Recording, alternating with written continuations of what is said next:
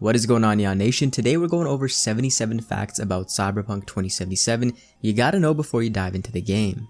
From the obscure to the informational to the flat out surprising, these are some of the standout details mentioned throughout the years. In no particular order, we first have the presence of Borg weapons. Ported straight from the tabletop roots, Borg weapons are specifically designed for the highly augmented, and in Cyberpunk 2077 will flat out knock you down due to heavy recoil if you don't have a specific strength stat or the necessary augmentations. In Cyberpunk, you gotta brace beefy weapons with an equally beefy body. Along the same lines, Animal's leader Sasquatch throws a hammer at you during the 2019 deep dive, and you will need a certain strength stat to pick it up, even if it's not classified as a Borg weapon. At number 2, we have the fact that a hardcore mode actually exists. Not much is known about hardcore mode other than the fact that it will strip you of the UI, which will inevitably make the game up to you and your instincts. Similarly to how you could coat blades in certain oils before a fight in The Witcher, so too can you with the Mantis blades, with an interview mentioning that you can actually apply poisons to these blades. Cyberware will also have fragments, which are further upgrades, infusing another layer of customizability. Now, if you've been paying attention to some of the mega corporations in Cyberpunk 2077, you'll know that Arasaka is at the top of the food chain. In fact, Arasaka is so sizable that Mayor Lucius Rhine called them into Night City during the Unification War to stop the US military's advances onto Night City. A supercarrier filled with troops was called in and the new USA backed down, fearing collateral damage. You may be wondering why in 2077's universe the world hasn't breached the territory of truly colonizing space or even having widespread hover technology. This is due to the cyberpunk world experiencing setbacks in the form of corporate wars, environmental disasters, and political and social unrest.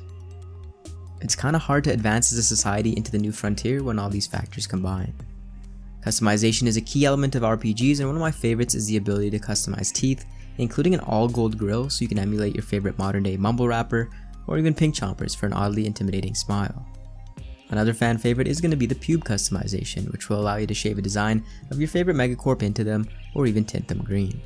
For competitive shooter fans, CDPR has utilized the help of former CSGO pro Lucas Lukwanek to help refine and iterate on the gunplay mechanics.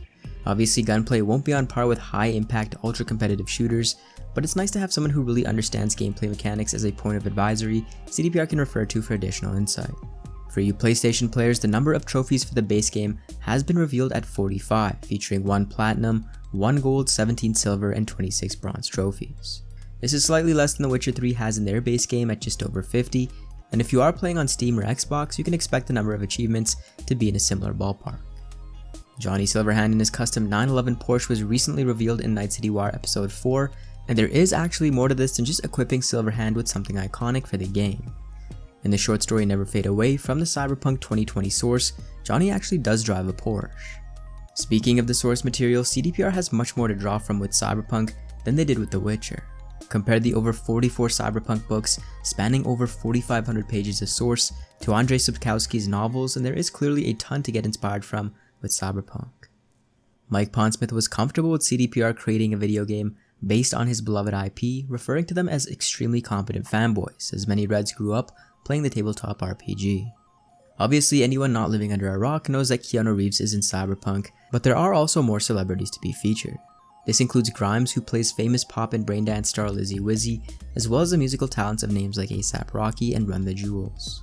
Mike Pondsmith will be in the game as well, lending his legendary voice to one of the characters. Initially his role was smaller, but CDPR did give him a larger one as development went on. For those of you looking to rock the coolest gear while still having great stats, CDPR has come up with a solution. Instead of having baked in stats, clothes will come with slots to upgrade, eliminating some of the need to rock that ugly hat with the best stats in favor of something more up your alley. Of course, items will still come with differing innate boosts to things like street cred. We've seen how the Maelstrom Spiderbot quest plays out in one way during the 2018 48-minute demo, but there are actually 7 outcomes to this quest. That is a ton of variety for one of the beginning main quests, which can potentially branch off again as the main quest moves along. Disposable weapons in the Cyberpunk universe are a thing. In the source, they were called polymer one-shots, and you can even get them from vending machines in 2077, with the budget armed Slotomatic being a disposable weapon that we've actually seen. If you're strapped for cash or need a quick weapon for a side gig or quest, maybe check out a vending machine instead of your local weapon shop. CDPR and Nvidia have been partnered for quite some time now, and Cyberpunk 2077, being one of the must-have titles of the year, will be endowed with all the RTX eye candy options, including ray trace global illumination, ray trace diffuse illumination, ray trace reflections, RT ambient occlusion, RT shadows, all being powered by DirectX 12 with the option to use DLSS 2.0, so you can run the game at 6 frames versus 3 with everything cranked up to max on Ultra. If you guys missed this one, check out a part of the script size in Japanese. Millions of letters in this one, and yeah, that is a lot of paper. OZOB has also recently been revealed, a character from the mind of Azagul from Jovim Nerd, a cyberpunk character from the 90s, and there will be Easter eggs that will pay homage to certain regions in a similar vein to OZOB. Multiplayer will be coming to the Cyberpunk universe in the form of a separate AAA project. The project has also recently just hired its creative director, Gabe Amatangelo, who will oversee the project. Digital Escapes has also been involved for a while now, and crossover projects between Gabe and DS include asymmetrical multiplayer, which might give a hint as to what direction online play is headed. Now unfortunately, VR is not in the pipeline for CDPR, so modders, do your thing. Cyberpunk 2077 branding has been all over the place in the last couple months, from TVs to energy drinks, to Adidas sneakers, to Old Spice collabs, to even real life quadras and a Porsche. I honestly can't remember a game with such aggressive licensing and marketing, which might speak to the confidence that CDPR has in their product. Cyberpunk is looking to be more mature than The Witcher 3.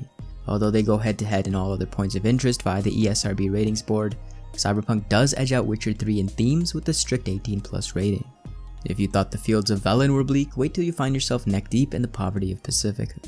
Braindance akin to VR on steroids, where you feel all the sensory input of whoever was recording the braindance, can be split into a variety of categories, including not only the sexualized braindances we've seen quite frequently, but also black market murderous experiences, as well as transcendental religious BDs.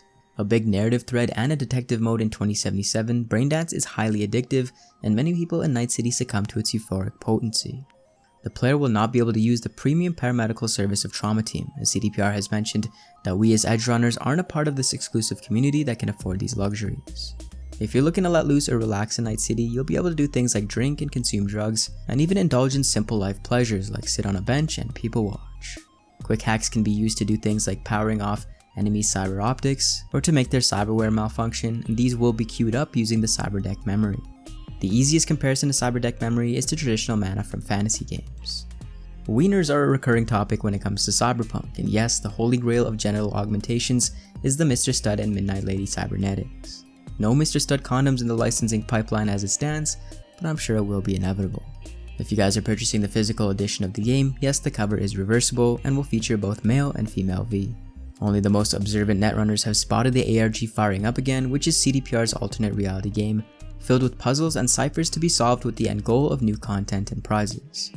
The last leg of the ARG, which we were actually involved in, was around a year ago, but a shipment to Night City and a coded 5-second message has sprung up, again reigniting the ARG. So what body parts can you actually augment? According to CDPR, you can swap out your arms, legs, nervous system, respiratory system, brain, skin, eyes, and more. There will be a limit to how much you can install, however, since the player cannot encounter cyberpsychosis or go full bore.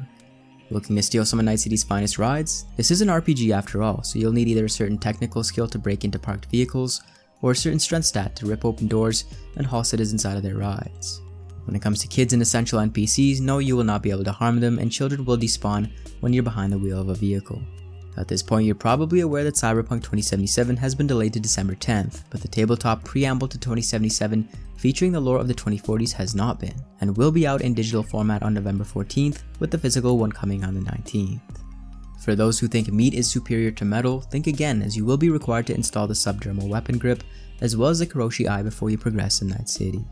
Chutu heads rejoice as there are 29 models of vehicles with countless variants in the game, all with handcrafted exteriors and interiors. Depending on which life path you choose, your apartment will be decorated slightly differently. Overall, you will still have one apartment throughout the entirety of 2077, although expansions may allow you to spend your hard-earned eddies on a fancier villa. At some point in development, CDPR were experimenting with left-handed weaponry, likely a byproduct of a suggestion by Luke, the CS Pro we had mentioned earlier. No new details on this, although the latest style trailer might give a hint that this might still be an option. Space is a big facet of the Cyberpunk universe, and we've seen everything from potential orbital air flights into LEO to the Crystal Palace. Unfortunately, space doesn't seem to be explorable, according to a 2018 interview we did with CDPR community manager Lalea, although something tells me things might have changed since then. Swimming is possible in Cyberpunk 2077, although according to Pavo Sasko, it is not a core feature of the game. They added it mainly not to break world immersion, but there won't be a ton of content in the waters on the coast of Night City, like there was in say the icy seas of Skellige. According to a ESRB rating summary, there is a scene where you aid a character in hammering nails into his hands and feet. Remembering back to the point that religious braindance is an element of world building, and the passion posters in Night City featuring Jesus, brace yourselves for some potentially punchy moments that I'm guessing may cause some controversy. Deep cyberspace in Cyberpunk 2077 is effectively unenterable thanks to a giant wall of black ice erected by Netwatch. This is due to the data crash and the Rabbids virus unleashed by a legendary netrunner. This means that hacking any points of interest will only give you access to the local area network. Romance will offer you more options in The Witcher 3 with gay, lesbian, and bi characters that will be romanceable. If you lack the gift of the gab though, you can always just slot a couple eddies into your local vendit and order a one-night stand, aptly named Joy Boys and Joy Girls. Cyberpunk features a vast open world with more consequences than say GTA if you end up going on a rampage. You will get branded as a cyber psycho, and the special division of the Night City Police Department, the MaxTac, will attempt to stop you by all means necessary. Cyberpunk is an RPG first and a shooter second, which is the reason why smart weapons were introduced as an accessibility option. For those of you with more pinpoint aim, worry not, as your weaponry will dish out more damage to offset the fact that you will actually have to aim. Photo mode has been confirmed, and remember, ultra settings for screenshots, high settings for actually playing. Shout out to Tech Deals for that FPS saving piece of advice. Not only will Cyberpunk have multiple endings just like The Witcher 3 had in 2015, but it does seem like CDPR has also figured out a unique way to make playing in Night City after the ending worthwhile, although they are holding their cards close to their chest with revealing this one. You might also be wondering how many perks and skills Cyberpunk is looking to offer. How deep can you really get with your builds and playstyles? There are a whopping 240 perks in total according to Survivor, meaning yes, you can truly craft your character to kill or not kill in almost every way possible. Some fans have been pretty adamant about Ciri making an appearance, especially after her monologue to Geralt in The Witcher 3, where she seemed to have time traveled to Night City, to which studio head Adam Badowski has refuted. Easter eggs are of course still possible, and fun fact, there is a Witcher 3 Game of the Year magazine with Ciri on the cover during the corporate life path. Moving on to the most important fact about Cyberpunk 2077, yes, you can pet cats. Not sure about doggos since no one has seen them yet, but cats are better anyways and you know it. Night City's dense concrete jungle is filled with buildings of all shapes and sizes, and although you can enter most of them, you won't be able to enter all of them. Take for example this statement by quest designer Philip Weber, where you're not able to enter this house on the fringes of the city. Back to cyberware, and we have three main types. Active augmentations mean that they can be used whenever and at the discretion of the player. Passive augmentations are those that are always on in the background, and triggered, like the cold-blooded perk, which allows you to pump out more damage if your health falls below a certain line, are activated under certain conditions. Although we haven't seen crafting due to CDPR still tweaking the balancing of it, it's known you can craft consumables, weapons, weapon mods, armor, daemon programs, and cyberware at the very least. Weapons have the standard tiers like common and legendary, but iconic weapons also exist, which are special one-of-a-kind weapons from certain NPCs. Getting one can be as simple as killing the NPC, in the case of Royce and his Chaos Pistol, to other more complex means. For those who want to explore every corner of the map, we have a list of most, if not all, of the points of interest on the map in Night City, thanks to Night City Life.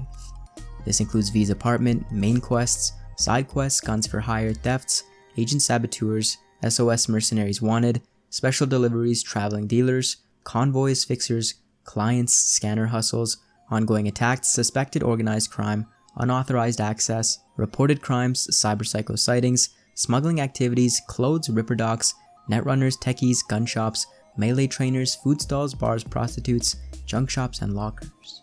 Back to cyberspace, and although Pokemon-style battles were debunked as a mistranslation via a German article, we still don't know how combat will be featured in 2077. Simple hacking is one thing, but actual cyberspace may offer some unique combat opportunities that, if on par with the lore, will be yet another layer to just how much content that Cyberpunk will offer. Cell and smartphones still exist, and fixers in your area can contact you for jobs in a similar way to GTA. Street cred will play into who reaches out to you or not, so make sure you have the required notoriety by doing odd jobs and hustles in the meantime. Cyberpunk will have around 75 street stories, which are smaller pieces of side content added to help you flesh out the world as a living, breathing entity, while also allowing you to level up your character. Facial animation tech is stratospheric in 2077, which uses jolly-driven expressive animations to convey more authentic facial, tongue, and musculature movements. Even the dilation of pupils have been accounted for here, giving the player more immersion during dialogue. Speaking of which, there are some third-person cutscenes, but for the most part, Cyberpunk will be all in first person. That means no fades to black when entering cutscenes, and you will be able to look around and even shoot at NPCs who are rubbing you the wrong way mid-conversation, while feeding into increased player agency and choice. Although the budget behind Cyberpunk 2077 hasn't been concretely verified, we do know that the Polish government gave CD Projekt a grant of $7 million for city creation, animation excellence, and cinematic feel in 2016, which has bled into the impressive looking Red Engine 4. Solo and Netrunner are the two remaining classes, with the techie being left behind due to its overlap with the Netrunner. You will still find technical skills scattered throughout the skill tree, but utilizing the spider drone was dropped and our little friend will be nothing more than an element of the narrative. When it comes to cut content, level designer Miles Toss clarifies that dual wielding was never in the game, and the 2077 Twitter page clarifies that a rideable subway system was also never in the game, which for some people might feel like they're experiencing the Mandela effect. Now let me know, is it Bernstein Bears with an E or an A? If you were wondering where Night City would be situated in the real world, our Tolsorian's Jay Gray clarifies that, quote, "The border between the Free State of Northern California and the Free State of Southern California is just south of Night City. Night City occupies the space Morro Bay does in the real world, but with some changes to the geography. Night City's original name was going to be Coronado City, but the name was changed after the death of its founder, Richard Knight. It has no connection to Coronado, California, which was incorporated in 1890. Remember those smart weapons we talked about earlier with curving bullets that can track around walls? Well, it seems enemies will be able to use this tech too, with curving bullets being featured in segments of gameplay, as well as confirmation via Pavo Sasko that enemies can indeed use the abilities you get. The main solo bar in Watson, the Afterlife, is consistent with the bar from 2020. It has stood the test of time and was a renovated mortuary, which we can see is true in this screenshot of the bar. If you didn't know, rocker Johnny Silverhand's guitar is called the Deleuze Orpheon, and yes, a real-life replica already exists. Influencers from all over the world populate some of the billboards, and there are even NPC characters for more prominent media figures from the likes of YouTube, IGN, and others. The Johnny Silverhand drink from the Afterlife actually has a different recipe from the 2020 sourcebook. Some characters in Cyberpunk 2077 will only speak their mother tongue, such as diplomats from the USSR who only speak Russian, and Saburo Arasaka who will only speak Japanese. There is one particular side quest that the developers have been hyping up, calling it absolutely wild, and I'm itching to see what it could be. Weather effects include devastating sandstorms and corrosive acid rain. Your cool stat is actually not how cool you look, but speaks more on how cool you stay under pressure. Night City is so big and vast that even senior level designer Miles Tost doesn't know every nook and cranny in the world. Compare this with The Witcher 3, where at the end of development, he knew every place by heart. Finally, yes, side quests will have an impact on the main storyline. Well, there you guys have it, 77 or so facts about Cyberpunk 2077. Thank you guys so much for watching. For more Cyberpunk lore, news, content, join Neon Nation by subscribing to the Neon Arcade.